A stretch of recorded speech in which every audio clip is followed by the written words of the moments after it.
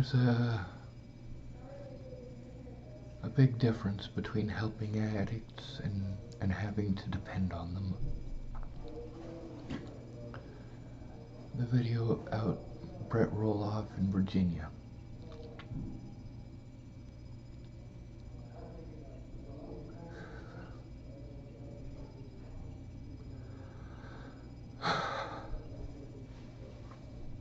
When I knew him in Boulder, he was an alcoholic, a real bad alcoholic. He let me know he quit drinking, and you know, I knew that was probably not the case. Turned out it was the case. When I got up there, he had one full beer the whole time I was there.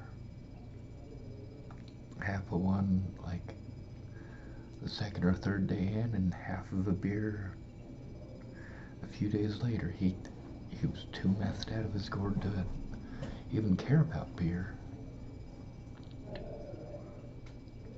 And I can't function. I can't function. I can't take care of myself. I can't do all these things. People say, hey, well, where can I send you some money? How can I send you some money? How can I send you some money? Where can I send you some money? You can't. That's the problem with constantly having to move from place to place and be fucking complete shit with electronics. I mean, there's a lot of evidence I don't even know how to get access to. I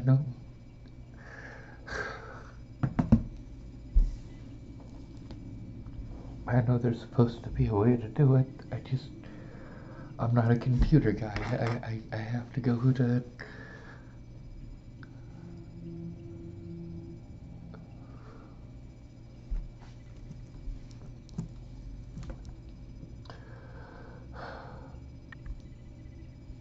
see, this is why Natalie's fucking dead.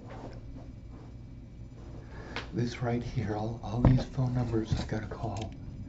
Tell me to call another phone number, and another phone number, and another phone number. I go to the cops and I get blown off by them too.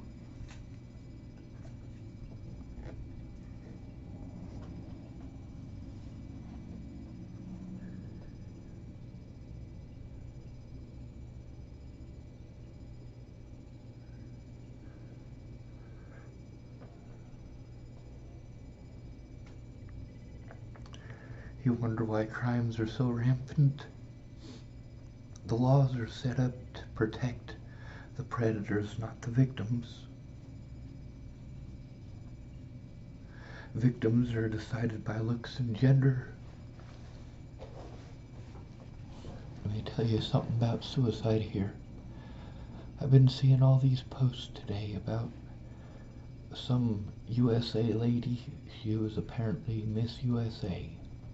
And she was a lawyer, and she jumped off a building and killed herself, and everybody cares. Of course, she's a female, she's a minority. She was a lawyer in New York City, so people are like, oh, well, you know, she was probably murdered. She was probably this, she was probably that. You know, when I first saw the post, I only saw it for half a second because somebody else I knew posted on it. And, you know, I posted on it, you know, all I saw was the caption because the picture hadn't come up, and when it did, it was blurry. It took a bit to... But I could tell that she had a sash across her. Why do people care? Because she's not just pretty, she's famous pretty. Famous pretty. She's Miss USA. I mean, yeah, you don't get much more famous pretty than that.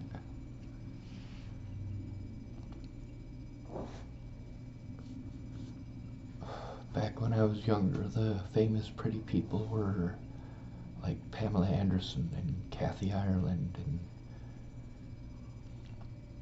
Cindy Crawford.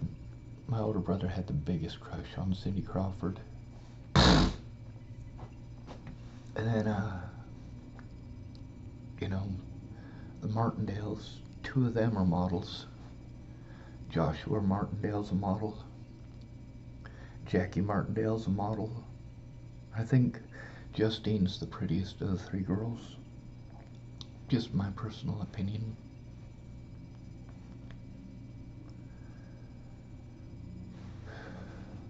I only say that because I do understand pretty. I understand the sense of equilateral proportion.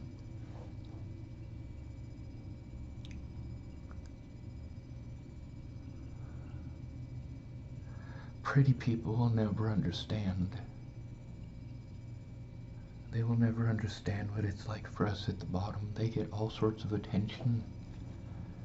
People will do all sorts of things for someone who's pretty that they won't do for the rest of us.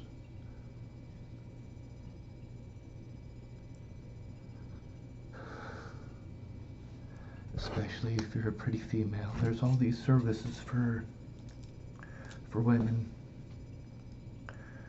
For women who are victimized.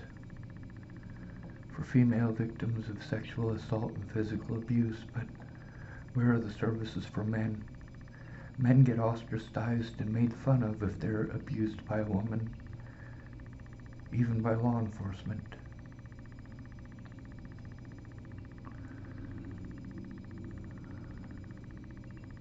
Cops tell you stuff like, man, I don't have time for this.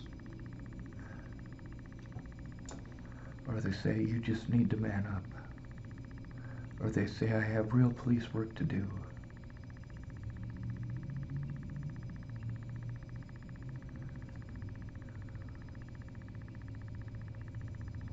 I don't know if my little sister was abused enough to have enough brain trauma to explain away the issues that she's got that are coming across as meth use. But she's telling me other people are telling her about that too. So if other people are telling her that stuff, then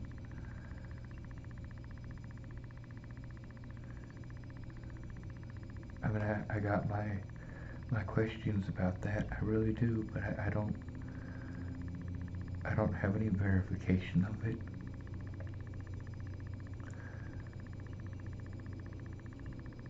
I want to believe that she's got head trauma and that's what this is from. I do. And I know she gets migraines, so she might. But I also know that the difference between me collecting evidence of what's been going on and her with her tweaker cams, oh my god. That is so obsessive. She only needs 2 cameras. You could watch that whole place with 2 fucking cameras pointed right at each other. I suppose since the trailer's in the middle, you probably want to triangulate with 3.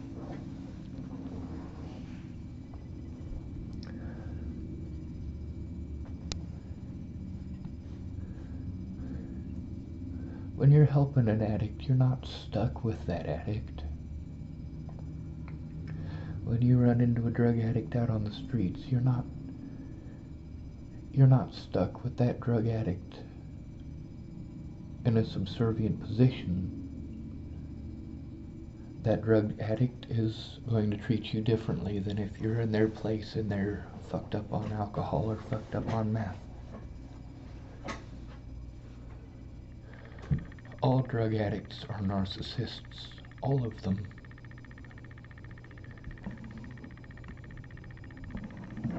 All of them. You will not find a drug addict that's not a narcissist.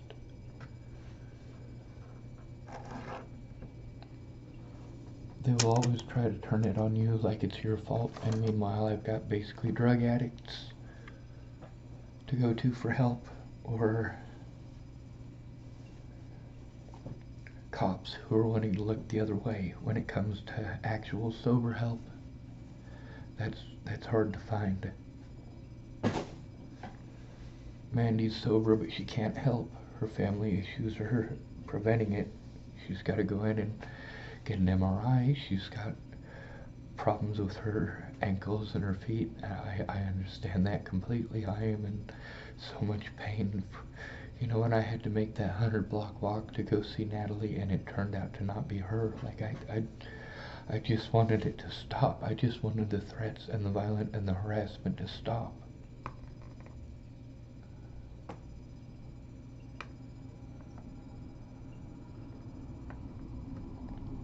But I'm not human enough to your society for the laws to apply to me.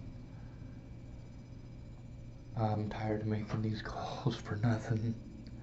Did you call this place? Did you call this place? Yes, there's so many recorded calls. I got the recorded calls on YouTube. I also got fucking dumbass erase that goddamn fucking goddamn it.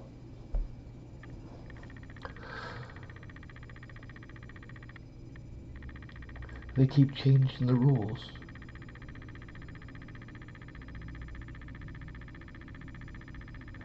The law is supposed to be the law no matter who we are. But the law is magically different when they talk to me. When I broke all those windows to get the cops there, that was James Hammond who showed up. The one who's running for Dual County Sheriff now, with Scott DaCosta's recommendation.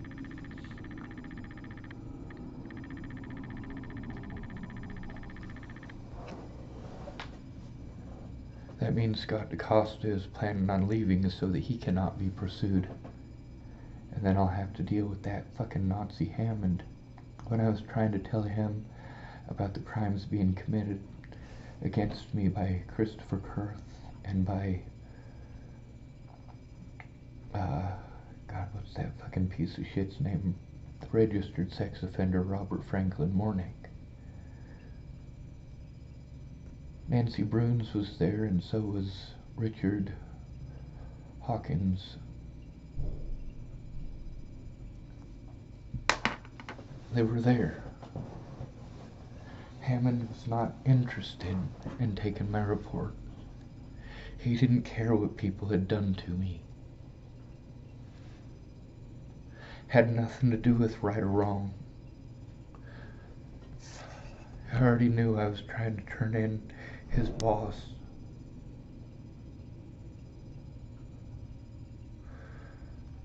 I have to be afraid to go in because I'll be blown off. And what am I supposed to do about it? All I can do is record it and put it on the internet. For people who just don't care, who say there's just too much. I know there's just too much. Does that make it okay? Let me put this in perspective for you. If a woman is raped, it's wrong. Well, let's say that woman is raped repeatedly, and one of those people is a law enforcement officer, and she has to go to that law enforcement officer to turn in that law enforcement officer, and she also has to go to that law enforcement officer who raped her to turn in the other people that raped her. Nobody's listening to her, and, well, now everybody knows they can rape her. Everybody knows that the local sheriff isn't going to do shit.